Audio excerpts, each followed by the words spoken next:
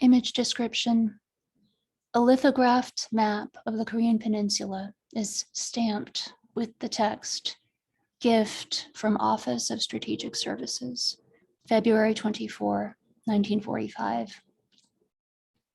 To this map, a red line has been added by me to delineate the 38th parallel. Reminder, when this map was created in 1945, Korea had not yet been divided into North and South. Source of cartographic image, American Geographical Society Library Digital Map Collection. Title of presentation, Beyond the Catastrophic Origins of the Korean DMZ. Summary, the Korean demilitarized zone, once a gash across the peninsula, has over the decades transformed into a lush ecological sanctuary. Endangered species now find refuge in its mountains, its estuaries, its meadows, its wetlands. As a no man's land, the DMZ remains untouched largely by human beings. But for how long? Now is the time to devise strategies for protecting the DMZ from real estate developers and other possible sources of environmental and geomantic trauma.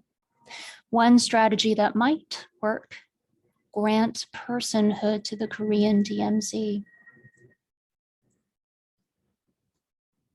I was conceived by two young men in August 1945 in Washington, D.C., in the executive office building next to the White House. It was late at night on the East Coast of the United States. It was daytime in Korea. The Second World War was ending. My fathers, Charles Bonesteel and Dean Rusk, had little time to do what they were instructed to do. They conceived me in the image of symmetry. They used a National Geographic map. They followed the 38th parallel. They did not think that I would see the light of day. Approximately 8 years later, and half a planet away from the site of my conception, I was born on a battered peninsula on July 27, 1953. Although I had been conceived as a straight line, I came into the world as something endowed with more than one dimension.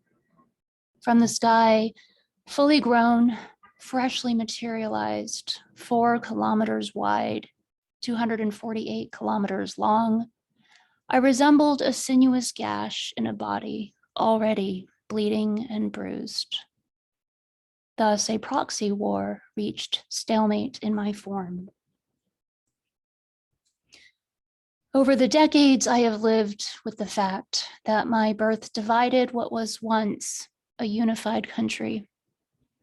My flesh is scarred with landmines. They are maladies I inherited from my numerous human progenitors. So too are these skirmishes that erupt like flare-ups of chronic illness, as well as the amnesia. Is the forgotten war still happening? The fear and the stress, the slowly rusting weapons from which Hun seeps into my arteries. Since I am rooted here, I am unable to escape the pain. What has kept me alive? Life, wildlife.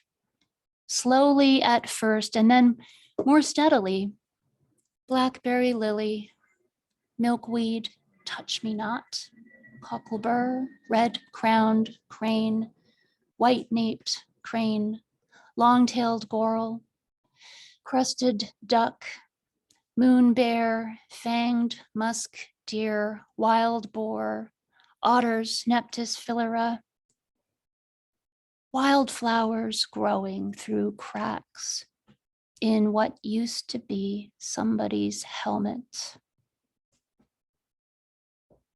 So much new life, too much of it endangered, finds refuge in my estuaries, mountains, wetlands, meadows. It is on behalf of this life, these lives, that I ask you to prevent more war from ravaging the Korean peninsula. Image description, screenshot of an article in The Guardian showing a photograph of a brown musk deer half submerged in a pond. The scene is tranquil. Green lily pads float on the surface of the water. Corporations have rights that I, the Korean Demilitarized Zone, do not have. Like the Wanganui River in New Zealand, which in March of 2017 was recognized as a living entity with its own legal personality, I am an animate and indivisible whole. Image description, screenshot of the opening of a 2020 BBC article by Kate Evans. Text, quote, "The New Zealand river that became a legal person. In 2017, New Zealand granted legal personhood to the Wanganui River. Since then, other nations have followed suit in an effort to protect the environment," end quote. The screenshot includes a photograph of a calm river between green mountains under a cloudy sky.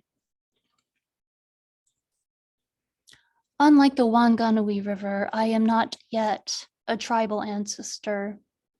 But if today I am recognized as a person with the right to live, free from nuclear destruction and other instances of human brutality, then perhaps I will exist long enough to become a spiritual ancestor thriving alongside my descendants, flora, fauna, human.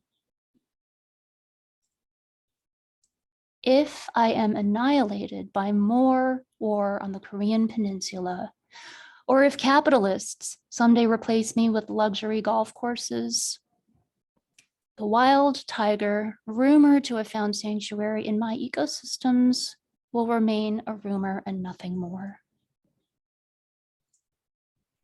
Whether we have a future depends on whether you can hear my voice. Thank you.